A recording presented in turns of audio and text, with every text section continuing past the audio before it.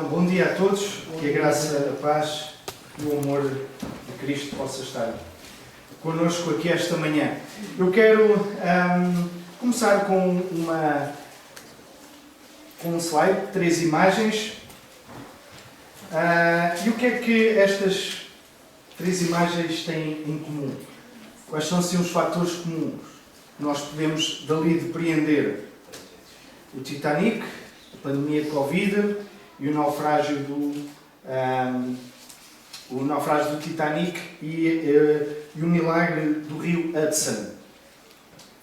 É que perante a mesma situação, com muito provavelmente o mesmo destino para todos, não importa a posição que se tenha, seja rico ou pobre, caucasiano ou negro, presidente ou um sem-abrigo, todos são nivelados pelo mesmo nível. E que nível é esse? É o confronto com a vulnerabilidade do ser humano e o choque de realidade de quão frágil é, afinal, a vida. Há momentos em que todas as diferenças que existiam desaparecem. E perante a morte ou perante um desastre percebemos que somos todos igualmente frágeis. No Titanic deixou de fazer sentido a primeira, a segunda e a terceira classe que existiam naquele navio, porque todos foram afetados. Ninguém pode ficar no seu camarote indiferente ou imune àquilo que estava a acontecer. Na pandemia Covid, o vírus não andou a escolher quem pertencia a um determinado estatuto ou nível social, causando a morte a um diverso tipo de pessoas. E por isso é que todos deviam usar máscara.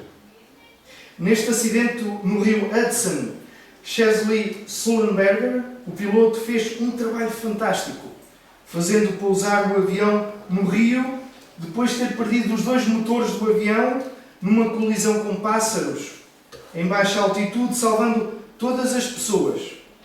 E também nessa situação, todos os passageiros que estavam ali, independentemente do seu estatuto social, conta bancária, cor de pele, o que quer que fosse, dependiam do mesmo Salvador.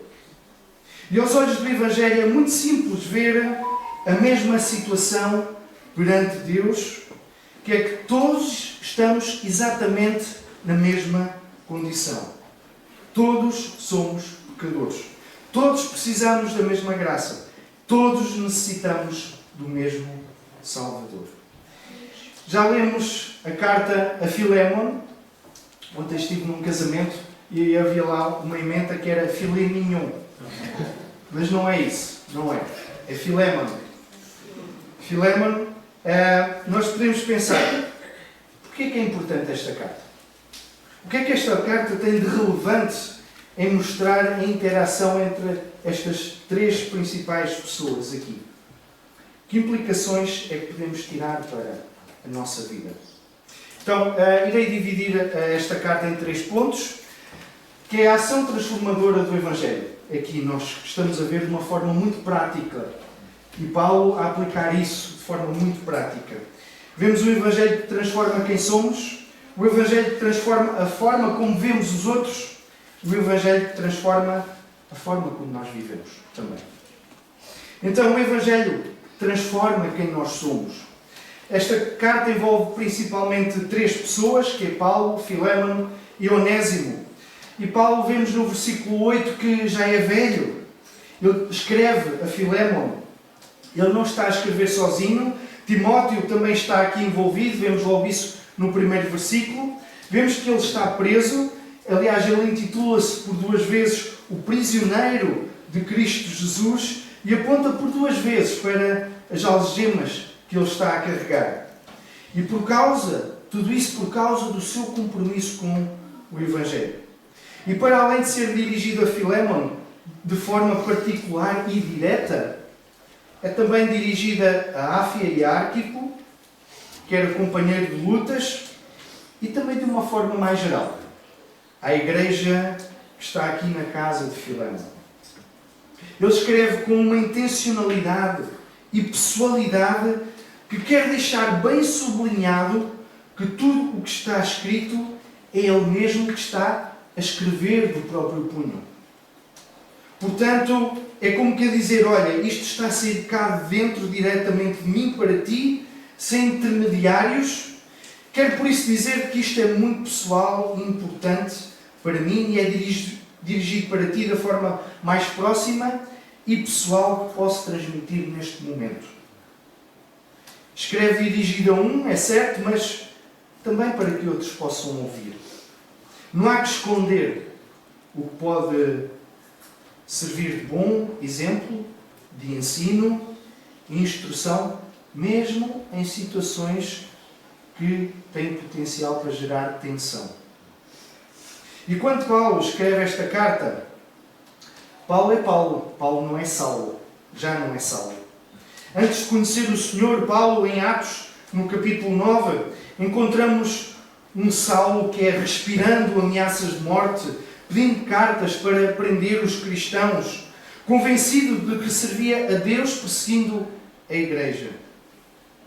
E em Filémon, e noutras cartas, como temos acompanhado, em Filipenses, nós vemos Paulo preso por amor de Cristo, chamando um escravo fugitivo de meu filho, apelando ao amor em vez da força, disposto a pagar a dívida de outro.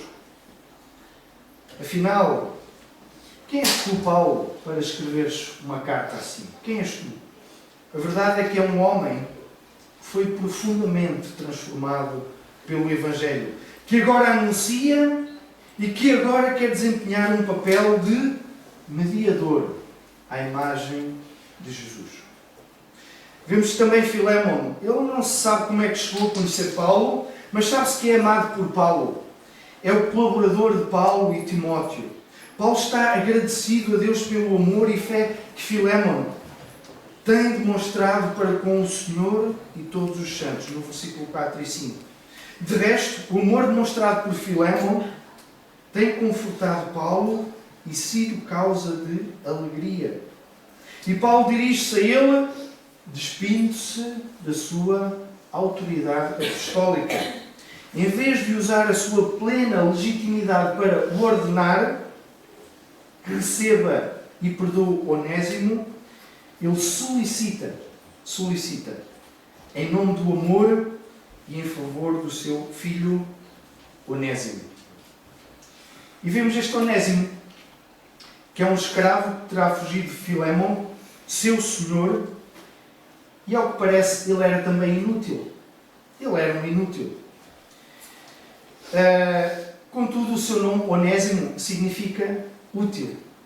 Então parece que ele vivia em contradição com o próprio nome, com a sua própria identidade. E ele converteu-se a Cristo através do ministério de Paulo, ali na prisão. Vemos no versículo 10. Tornando-se a partir daí o quê? Útil. O inútil a passar a ser útil. Paulo ensinou que, pela soberania e providência divina, a fuga de Onésimo terá contribuído para criar as condições para a sua conversão, a fim de que pudesse vir a ser útil no ministério. Vemos isso no versículo 15. E se olharmos para a história, nós percebemos aqui a mão invisível de Deus a coordenar todas as coisas. Uma fuga, uma viagem, uma prisão, um encontro improvável. Tudo parecia acaso, mas não. Era a providência do Senhor.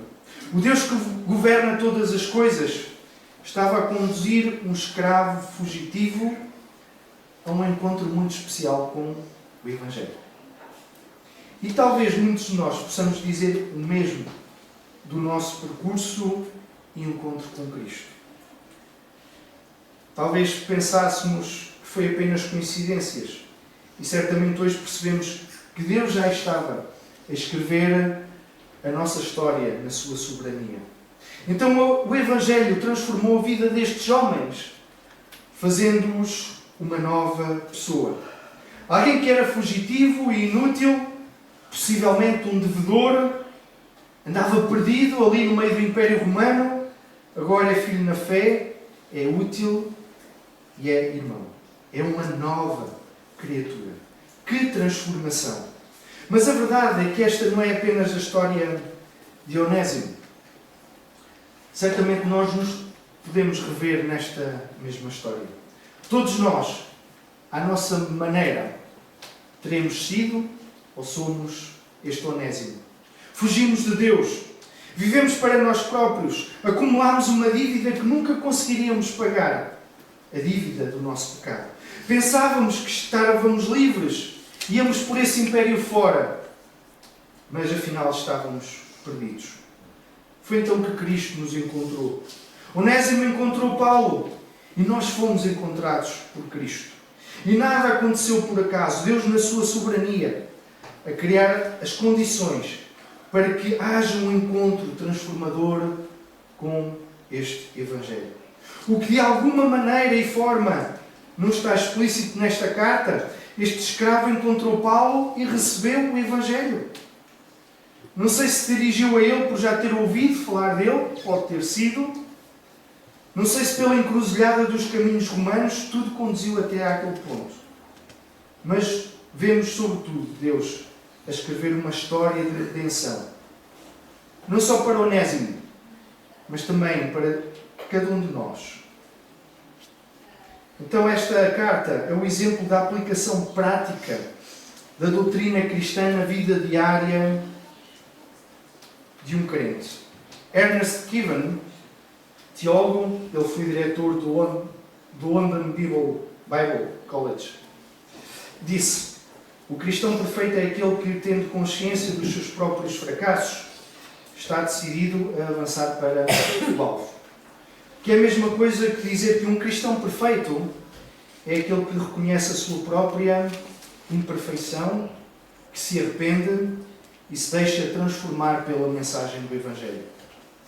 E é maravilhoso quando todos tomam consciência dessa condição, nivelando a todos pelo mesmo nível. Pecadores que necessitam da salvação que há em Cristo Jesus, deixando fora os estatutos que a sociedade vai construindo. Talvez hoje esteja aqui alguém que ainda se define pelo seu passado. Eu sou divorciado, eu sou dependente, eu sou aquele que falhou, eu sou o que estragou tudo. Mas repara numa coisa, Paulo já não é apresentado aqui como um perseguidor. Onésimo já não é apresentado aqui, no final, como o fugitivo, o escravo. O Evangelho muda quem nós somos, a nossa identidade. O mundo pode definir-nos pelo pior momento da nossa vida. Mas Cristo passou a definir-nos pela sua graça. A pergunta é: quem é que está a definir a tua identidade aqui esta manhã? É o teu passado ou é Cristo? Então não deixes que a culpa tenha a última palavra. Se tu estás em Cristo, nova criatura és.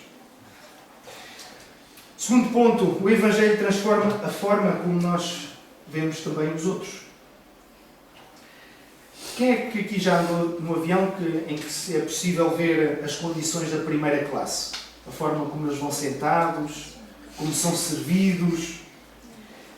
E durante um voo nós podemos sentar-nos efetivamente na primeira classe, em que temos direito a regalias e privilégios, ou então lá naquela última classe económica, naquele último assento, naquela última fila. Há diferenças de conforto, de espaço para esticar as pernas e de serviço. Mas, se este avião, como vimos no início, entrar numa emergência, ninguém será salvo por causa do lugar em que ele está assentado. Todos dependerão de quem? Da mesma perícia do piloto para resolver aquela difícil situação. Da mesma aeronave e da mesma possibilidade de resgate. No mundo romano, um escravo era considerado propriedade. E se virem os filmes como o Gladiador, podem ver bem que podiam ser vendidos, castigados, separados das suas famílias. E consequência de um escravo que fugia, mesmo voltando arrependido para o seu senhor. Olha, ele sujeitava-se a um castigo bem severo. Açoites, marcavam-no com um ferro quente na testa com a palavra F, com a letra F, que significava fugitivos. Podia também ser condenado a trabalhos forçados ou até mesmo à crucificação e à morte. E é neste contexto que este Onésimo está a regressar a casa, ou está a ser convidado a regressar a casa por Paulo. Então imaginem a cena, não é? A igreja está ali reunida em casa de Filémon, estão presentes lá todos, os outros crentes, se calhar até outros escravos da casa. A carta chega ao dono da casa e quem é que a entrega? Pelos vistos, será mesmo o próprio Onésimo, no versículo 12. O antigo escravo fugitivo. O que é que irá acontecer? O que é que ele irá fazer? Vai ser castigado? Vai ser humilhado? Ou será que vai ser abraçado? A tensão deve ter sido enorme naquele ponto de encontro. E então aparece o escrito de Paulo a dizer: olha, recebe este Onésimo, irmão amado, como me receberias a mim? Eu estou a imaginar o silêncio que se gerou ali naquela sala. Mas que pedido extraordinário, não é? Paulo podia simplesmente ordenar a Filémon que o recebesse. Ele próprio diz que tinha autoridade para isso, mas ele escolheu outro caminho. O caminho da graça. Porquê? Porque ele quer influenciar primeiro e mudar primeiro o coração de Filémon. Porque quando o coração muda, o comportamento depois também vai mudar. Paulo está a pedir muito mais do que perdão. Está a pedir uma nova forma de olhar para Onésimo. A sociedade romana via um senhor e via um escravo. E o Evangelho aqui vê dois pecadores resgatados pelo mesmo Salvador. Isso não é maravilhoso? E é isso que a graça faz. Ele muda os nossos olhos, como vemos o outro, o nosso semelhante. Então imagina uma fila diante da cruz de Cristo. Nela estão um empresário, um sem-abrigo, um professor universitário, um preso, um rei. E à medida que se aproximam da cruz, os títulos vão desaparecendo, a riqueza, o estatuto, os privilégios. E todos chegam da mesma forma ao pé da cruz. Pecadores necessitados da mesma graça. Perante Cristo, o Senhor e o escravo tornam-se irmãos. Perante Cristo, a primeira classe e a última fila do avião desaparecem. Permanecem apenas irmãos. Perante a cruz desaparecem os títulos, os privilégios, desaparecem as hierarquias que tantas vezes usamos para medir o valor das pessoas. Fica apenas uma realidade.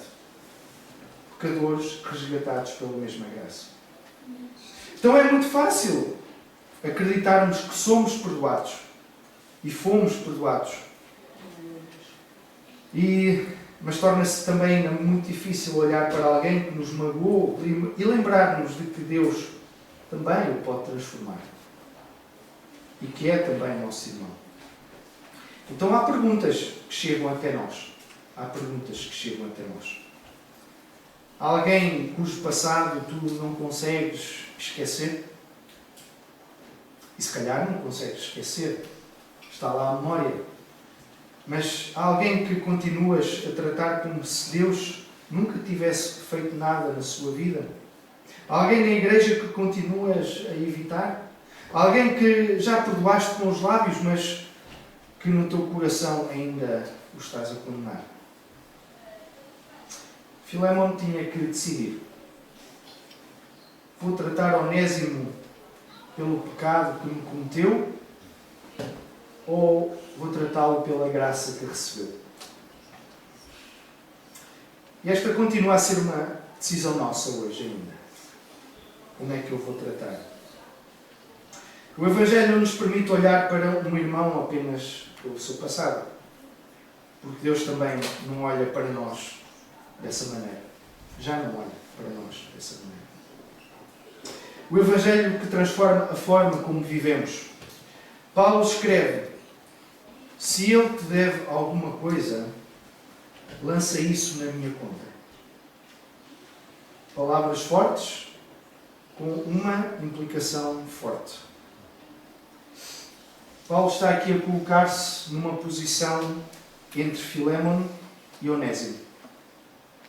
Ele está a interceder, está a representar, ele identifica-se com um culpado, ele depois declara: olha, se ele te fez algum dano ou te deve alguma coisa, lança tudo na minha conta. E aqui está uma imagem extraordinária aplicada à própria vida da expiação substitutiva. Cristo fez exatamente o mesmo por nós. Então é impossível ler estas palavras sem nós pensarmos na cruz. Aqui Paulo torna-se um retrato de Cristo. Nós éramos os devedores e Cristo foi o nosso fiador que assumiu o preço que já cantámos aqui esta manhã. Está tudo pago. Já não devo mais. Nós tínhamos esta dívida enorme. Cristo assumiu essa dívida. Nós merecíamos condenação. Cristo tomou o nosso lugar. E é isso exatamente que Paulo está aqui de uma forma prática, de evangelho prático, a fazer por Onésimo. Nós somos culpados, Cristo assumiu a responsabilidade. A justiça é satisfeita porque a dívida é imputada à pessoa substituta. E esta linguagem financeira da carta lembra-nos de que os nossos pecados estão agora colocados na conta de Cristo. E a justiça de Cristo é colocada na nossa conta. Então, quando Paulo diz: eu pagarei, Paulo não pede a Filémon que ignore a justiça. Não pede isso. Também não exige punição. Em vez disso, a justiça vai permanecer. Mas alguém vai assumir a dívida. E é exatamente o que aconteceu na cruz. Deus continua justo, mas foi Cristo que pagou. E assim é a forma de justiça e misericórdia se encontrarem. Então é uma ilustração da justificação pela fé. Não porque Paulo seja Cristo, literalmente, mas porque Deus utiliza esta situação para ilustrar a obra de Cristo e somos desafiados aqui a aplicá-la na nossa prática e vivência diária. Então, por isso, Paulo acredita que Filémon fará ainda mais do que digo. Por isso, o Evangelho vai transformar a forma como vivemos. Porque a graça produz muito mais do que uma simples obediência. Está bem, eu faço. Mas aquilo que me motiva a obedecer também precisa de ser transformado. Produz amor. Vou obedecer porque eu amo. Vou obedecer porque vou produzir perdão. Vou perdoar. Porque produz reconciliação. Porque agora estou numa nova família. E toda esta transformação pelo Evangelho produz fruto. Por isso o teólogo Pink dizia: a verdadeira conversão nunca pode deixar uma pessoa na mesma, uma pessoa igual. O mundo romano via um senhor no escravo e Paulo viu ali dois irmãos. O mundo via um devedor e Paulo viu um homem transformado pela graça. Filémon via alguém que lhe devia uma dívida e Paulo viu alguém por quem valia a pena pagar essa dívida. Cristo viu-nos como alguém que valia a pena pagar a dívida, movido pelo seu grande amor, em obediência ao Pai. Como é que o Evangelho muda a maneira como eu olho para as pessoas que me magoaram, que me desiludiram, ou que me devem alguma coisa, ou porque simplesmente são diferentes de mim? Numa época em que a sociedade ocidental, em que na sociedade ocidental vêm à superfície temas como o racismo, a imigração, o conflito social, explorados por correntes ideológicas que se baseiam no conflito de classes, rico contra pobre, patrão contra trabalhador, homem contra mulher, caucasianos contra outras etnias.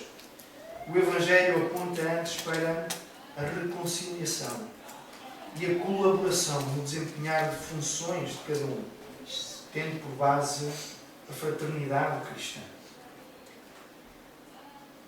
Nós nunca faremos por alguém aquilo que Cristo fez por nós. Foi um preço muito elevado. Mas nós somos chamados a refletir esse mesmo Evangelho. Às vezes isso significa suportar um prejuízo para preservar um relacionamento. Às vezes significa dar o primeiro passo na reconciliação. Significa pedir perdão. Significa perdoar quando o outro nunca chegará a compensar-nos. Estamos dispostos a pagar o preço da reconciliação. Talvez hoje nos identifiquemos com alguma destas três personagens. Com Onésimo, porque fugiste de Deus e ainda não tiveste um encontro com Ele. Carregas a culpa ainda, mas tenho-te a dizer que Cristo está pronto a te receber. Ou como Filémon, em que tens alguém para perdoar. E o Evangelho desafia-te a receber como irmão quem antes vias apenas como um ofensor. Ou talvez te identifiques com Paulo, em que Deus te está a chamar para seres instrumento de reconciliação. Vivemos num mundo que sabe dividir pessoas, mas a Igreja foi chamada para anunciar e viver a reconciliação que Cristo já conquistou na cruz. Então, antes de pedir a Filémon que mudasse a sua atitude, Paulo lembrou-lhe quem ele já era em Cristo. Então é assim que Deus trabalha connosco. Ele não diz, muda para eu te aceitar, não faz isso. Ele diz antes, porque foste aceito por Cristo, vive agora de forma coerente com essa nova identidade em Cristo. Deus vos possa abençoar.